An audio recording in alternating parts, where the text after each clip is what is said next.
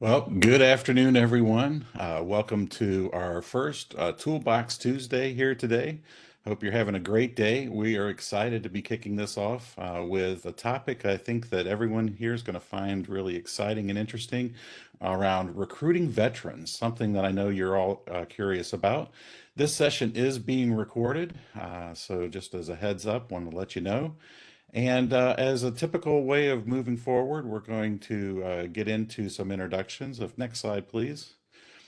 Uh, Before we do that, though, I want to give you an outline of what you can expect, what's going to be coming up here today. So we're going to start with some introductions and an opening. If you want to, you can go ahead and start typing in your name, what your organization is. I would appreciate that, what staff role you have within the grant. That would be great as well. In section one, we're going to get into understanding the transition, and then section two, recognizing strengths and fit of veterans. We're then going to get into section three, recruitment and support practices that we know work from experience. And then section four, we're going to talk about retention, belonging, and follow through with veterans. And then we're going to wrap up with some closing and Q&A. So you are going to have a chance for some question and answer at the towards the end of the webinar, and we'll wrap up with an evaluation.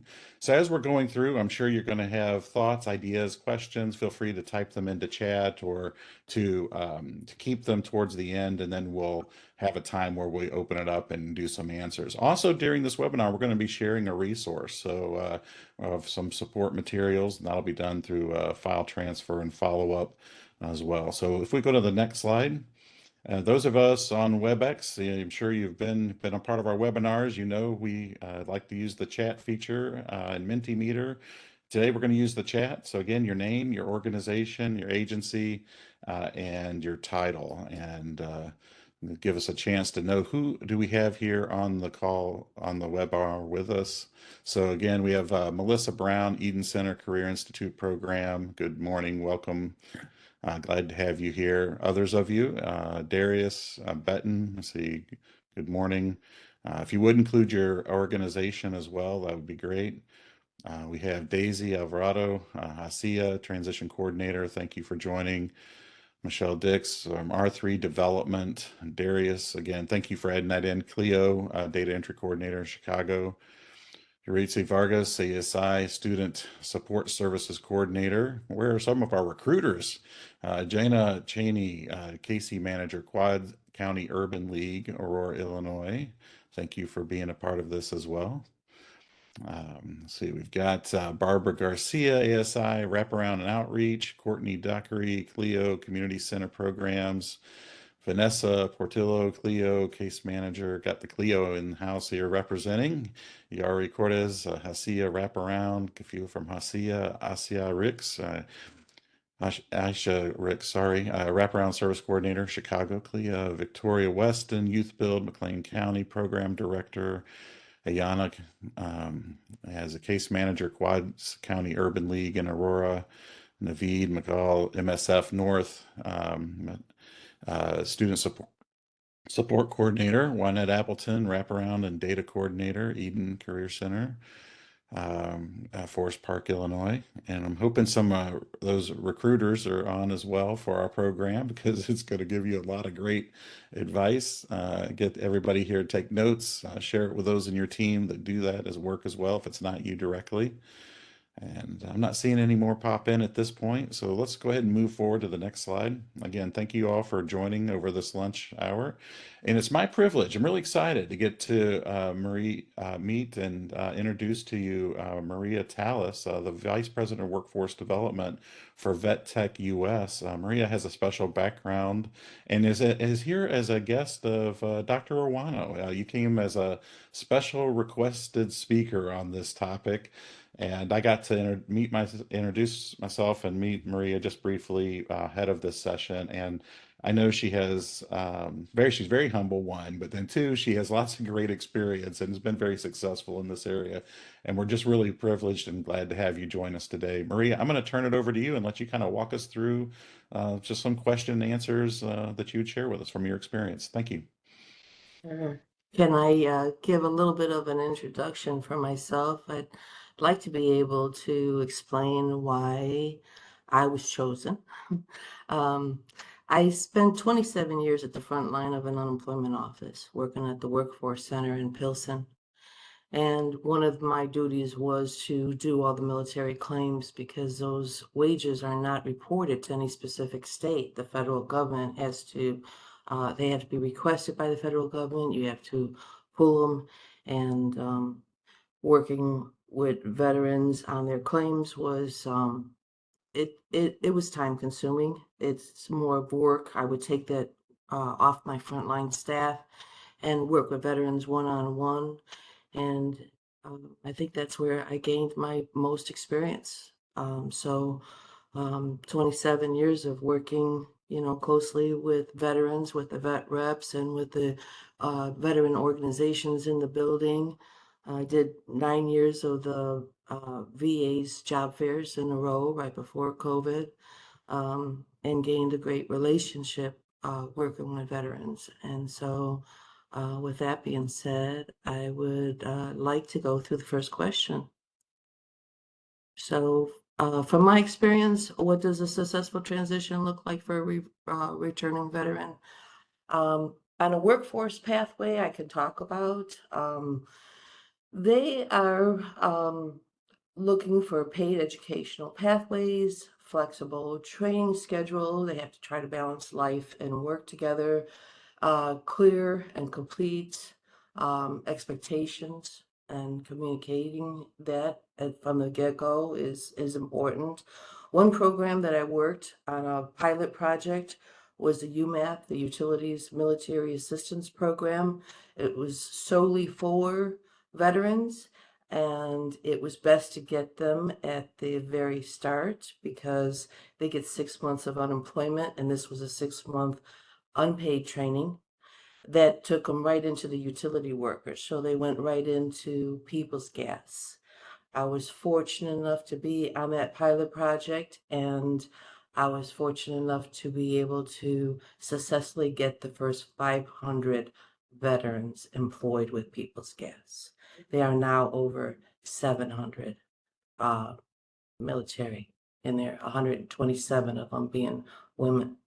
So that's just to address um, veterans and in the pathway. Next slide. So some of the most common barriers for returning veterans that are facing civilian training, well, the process of benefits is time consuming, and they need several different types of benefits. Um, and I say that because um, there's a short window for them to be able to get their medical attention from the time that they exit.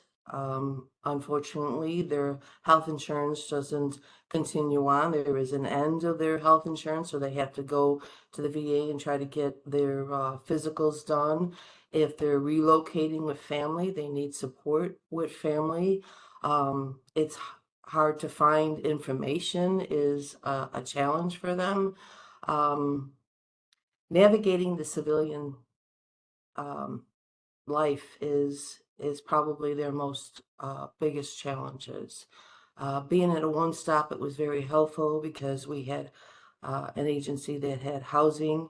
We had public aid on certain days of the week. We had Department of Rehabilitation Services. Um, uh, they would have to go to the VA or the IDVA, but we had vet representatives on the premises. So it was great to be able to give them a list of 6 people to see that are right there in the building, and we would get their claims of everything possible that we could address right there on the site. Once they leave the building, it's hard to retrieve them back. They start getting lost in the shuffle, and they start getting discouraged on trying to get through the process for them and for each member of their family that they brought back with them. So um, I think next slide. So during the recruiters and the workforce staff, most often misunderstanding about veterans during the transition. I would have to say that most important were the challenges that they're going through. They went from a stern agenda to no agenda, and the task of navigating each items that they need for themselves and for their family. Um, Not to mention that their personal life, engaging back with their family on a full-time basis. Um, One thing that most people don't realize is that a lot of the veterans that enter into military are youth right out of high school. And so um, there was no structure for in their life before they got into the military, and now they're coming back as a mature adult, still with no guidance on how to return home and how to pick up their life where they left off as a young youth. And they're not the same person that they were when they left, when they've seen war, they've seen during their deployment. Some of the topics were not easy to discuss with their family. In fact, they shy away from speaking about some of their tasks with the military assignments because of fear of being judged. Next, next question. So recruitment and supporting practices that work. What recruiting, onboarding, and support practices that are most effective for helping veterans engage and persist a pre-apprenticeship program? Well, I would have to say that um, the military terminology is not easy for a civilian to understand. Um, Keeping it simple is very helpful. Speaking to them directly and loud is normal for them. There is really no set answer because military personnel have different deployment. They had different duties. Some of them had it better than others. Um, they're used to only speaking when they're spoken to. They're shy about elaborating. Um, the frustration can be more for the ones that have been home uh, longer than the ones that have just recently transitioned. And some of the things that you may not know is that some of them come back with no family support. And one topic that is very rare for civilians to know is that a lot of DCFS youth go into military because after they turn 18 years old and they're exiting the foster system, they're facing homelessness. And a lot of these youth go into military um, to help them with not facing the homelessness and to be able to have the housing, to be um, have income coming in, to be able to have structure, something that they've never um, had in their life before. And so when they're coming home and they don't have family to come home to, um, that's a whole category in itself that needs a whole array of services to support them. And I'm not sure what else I can say on that topic. I think it's heartwarming. It's I know it hits me every time I start seeing the faces of some of the veterans that I saw. They were young and they came home damaged. Next next slide.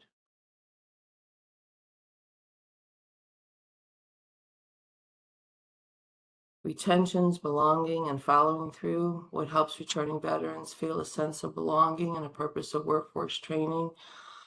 Um,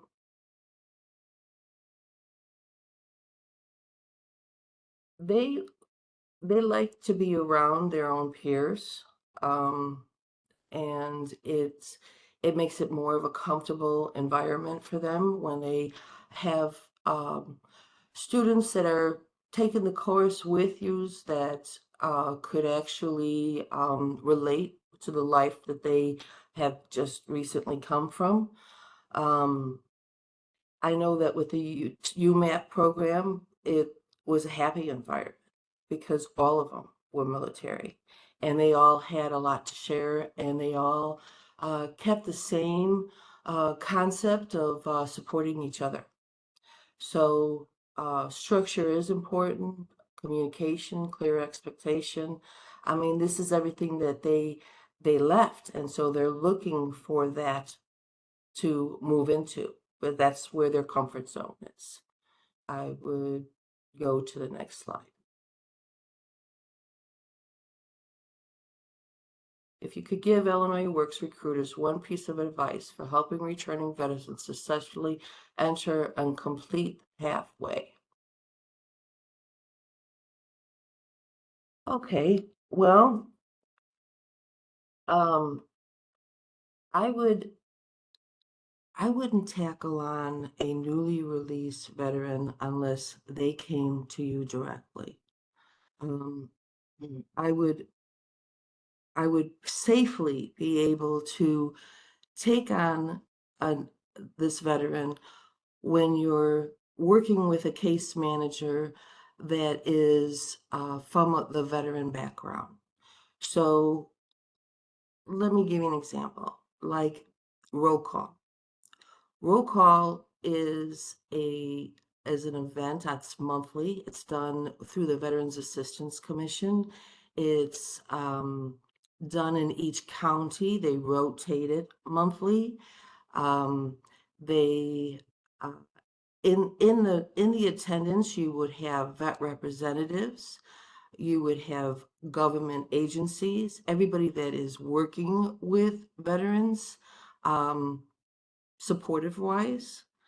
And in fact, there's one this evening at 5:30. The only drawback it would be for use is that they're evening events. They cost $20. They do feed you, you're networking, and there's veterans that are seeking employment and seeking for guidance that will be there. And you'll have a whole array of services that could be helpful to you. Um, and possibly be a joint enrolled with you. If you find that some of your candidates, your veteran candidates, are having um, uh, some barriers that need to be addressed, it's best to be working with the case managers of the veteran organization that knows their candidate and can step in quickly and be able to be the support that you need to keep the retention in your classroom. Is this for questions? And yes. Thank All you, right. Maria. Let's at this point, if you want to, you can go ahead and add your questions into chat, or you can come off mute and ask Maria a question. Also, I know we're going to be sharing a resource document that you have put together. Would you like us to go ahead and do that now, Maria, or do you want to? Sure, that would be fine. And that roll call is at 5:30 tonight in Lombard at the Empire Burgers and Brew. I've been to several of them. And I have helped several veterans that were seeking guidance while I was there. And it's a great networking event. I've picked up so many business cards, including, Small Business Association, and their services are free, and also through DCEO. Some of the veterans may be interested in self-employment. So all the nice little supportive services could be there. But yes, you have that list because I think it would be Yes. So helpful to show. okay, great. So what you have is, thank you, Shiva, for putting it out there. You should see on your screen now a file transfer. If you're on a desktop, you'll see a file transfer. Then you can click the file there, March Toolbox, and then click download, and it'll actually save the file to your computer Okay. that includes the links.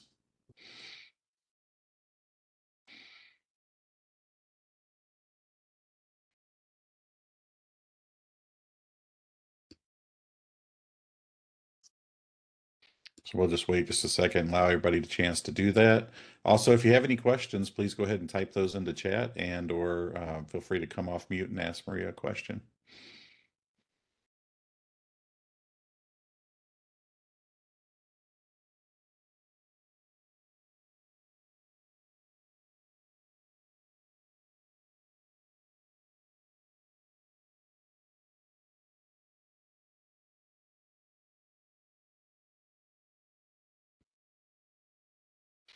Okay, Shiv, I think you can go ahead and take down the file transfer at this point. Thank you. Yep.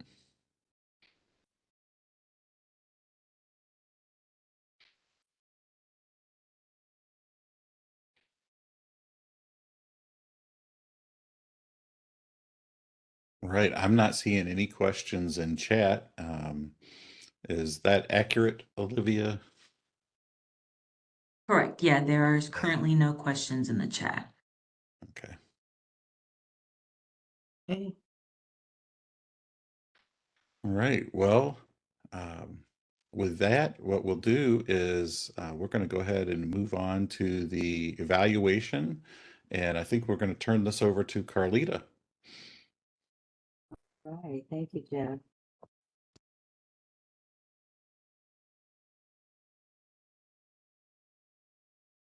It's repositioning. I'll wait for the slides to appear.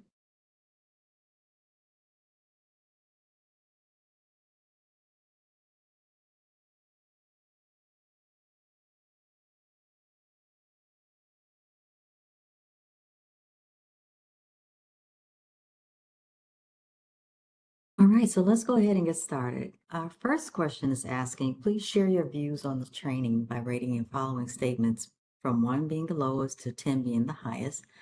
Thank you for your participation. We have about 22 people already in queue. Just want to give them a chance to respond. All right. So it looks like we have, to what extent did it meet your expectations? We have so far 7.6. How likely are you to attend a similar event? It's moving up. The needle is moving up. We have about 8 plus. And then how likely are you to recommend others to the training? I'm not sure what's going on with that last question. It's having its own little party down there, but thank you all for participating with this question. Let's move on to the next slide. All right. The course was relevant to what I wanted to learn about this subject matter, from strongly disagree to strongly agree. And as you enter your voting, it will switch around a little bit, but we can tell what you voted for. So it looks like we have somewhat agree, strongly agree, and neither agree nor disagree. So it's sort of a neutral place. The course was relevant to what I wanted to learn about this subject matter. All right. Thank you so much. They're still coming in. We have about 13 people who responded. Thank you. You have a few more seconds to give you all a chance to click the link or click the button, vote on your choice. All right. Next slide for Shiva. This question is asking, I plan to apply what I learned. So we talked about veterans and recruiting veterans and different strategies. So go ahead and give your response. Strongly agree to strongly disagree, or anywhere in between. All right, we have about 9 people responding. I know there are more of you out there, so I'm gonna give you a few more seconds to have an opportunity to vote. This one we have a lot of mixed views, but strongly agree. They want to apply what they learned. That one stood out the most. Thank you so much. And we'll go on to the next slide. This one gives you an opportunity to share your views and type yours in. So I'll give you a few seconds to get your thoughts together, but this one is asking, what improvements might you recommend? NA, none at this time, I guess. None applicable. NA, NA, NA. More detail, NA. This was a great time, Lynn. Thank you. Nada. Okay, no, nothing. Specific scenarios. Thank you. Do veterans generally express on interest, express an interest, I'm sorry, in construction or building trades? That was one of the questions that they would have wanted to know in this presentation. Any other comments? We have about 11 people who responded. There's still quite a few of you out there that have not had a chance, so go ahead. I'll give you a few seconds and include what your thoughts are for what we might improve. Carlita, if Maria is still here, might she be able to respond to the question? Absolutely. I'll give her a chance to get on screen.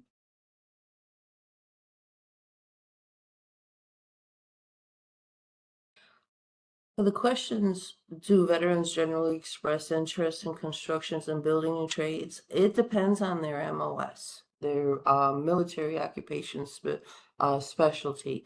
I have had veterans that were in construction in the military, and I've had engineers that have come out. And so, yes, they are open to it. They really are open. They're so much to take in as they're coming out. And it's great to get them when they're first coming out and grab their interest on it, especially if there's like a construction career fair coming up. I would utilize the vet reps that are assigned to the local office because they see a lot of returning veterans, and some of these representatives that work for a veteran, like the Veterans Assistance Commission, um, case managers from the VA, from Illinois Department of Veterans Affairs, try to network with the people who are seeing these veterans returning, and keeping in touch with them and sharing with them your orientation dates or your anything that you're trying to get out there. That would be the best place to be, because at one time, back in 2009 to 2011, I was seeing 50 veterans a month. So let's see, what organization might we partner with to recruit veterans? Okay, I have that whole list, and the Veterans Assistance Commissions, IDVA, Illinois Department of Veterans Affairs. Um, uh, there was a whole list if you haven't gotten it. Vet centers. Vet centers are a section of the VA, but they're like a little one-stop. They handle counseling. I was wondering about doing an information session for veterans. Will they let, it's hard to pull veterans to come into a session, if you were holding a table at, say, at a job fair, and you had a set orientation day or an information day, that would be the place to do it. Or network with the case managers, and you could offer them information center by Zoom individually. That's as a suggestion. You may not always get, you might just get them as onesie twosies, so you want to be able to accommodate them for their time and have that available. That would be good. Having a military liaison speak about different ways to pull veterans to these programs. Hmm. Um, your military liaisons, without being on your dime, truthfully, would be, networking with these case managers that are working for various veteran organizations. They could be your liaisons, gaining a good relationship with them.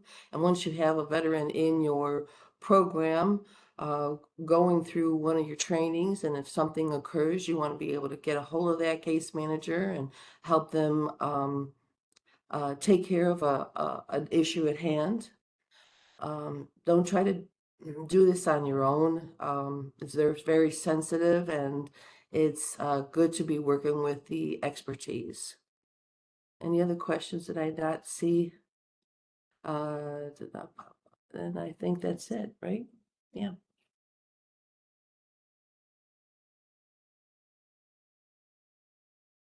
Thank you, Maria. And I think we can go back to our presentation of the evaluation. We can go to the next slide, Shiva. So what did you find effective? If we can make any changes at all, what would you recommend that we keep? And like the other question, I'll give you a few minutes to kind of collect your ideas. So you can type out something that's going to benefit the programming so we can improve what we're doing in providing these types of Toolbox Tuesdays for you. Thank you for answering the questions. That was for you, Maria. Thank you. All right, NA. I would say housing too. Anybody that's working with case management and housing is really important. Okay, we have about 3 people responding, 4 people responding. So if you haven't had a chance, go ahead and input there we go. It's helpful to have a short training on one topic.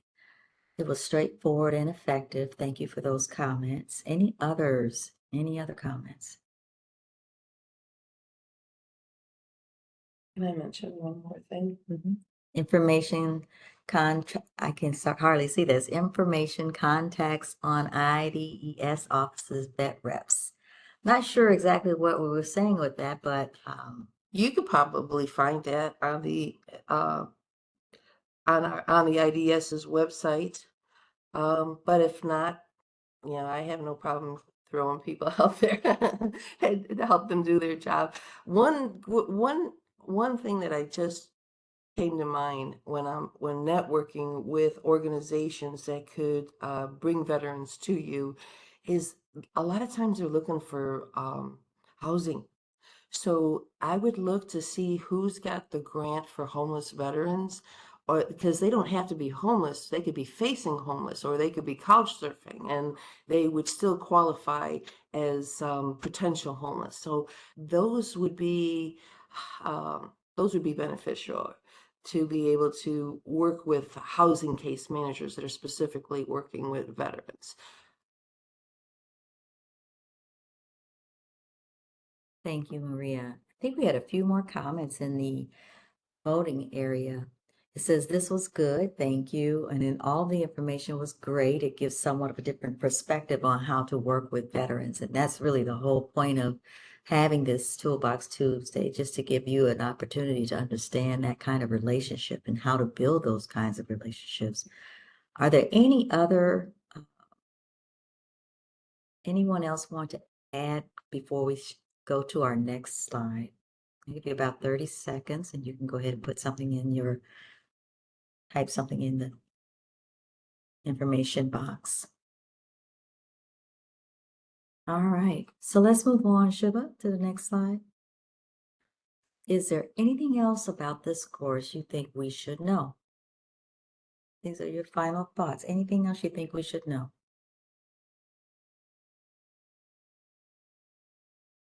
Okay, so far, NAs.